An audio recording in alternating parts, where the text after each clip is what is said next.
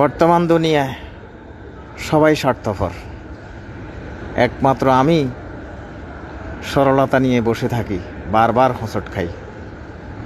কিন্তু এমন সময় বুঝতে পারি যেখান থেকে আর ফিরিয়ে আসা সম্ভব নয়। বন্ধুরা, আসসালামু আলাইকুম ওয়া রাহমাতুল্লাহি ওয়া বারাকাতুহু।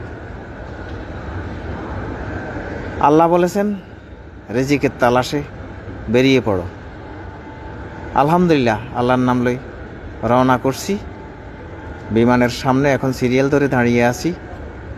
একটু সময় পেলাম, আপনাদের সাথেও একটু তুলে ধরলাম দৃশ্যগুলা, বাইরের দৃশ্যগুলা আর আমাদের বিমানে ওঠার দৃশ্যগুলা।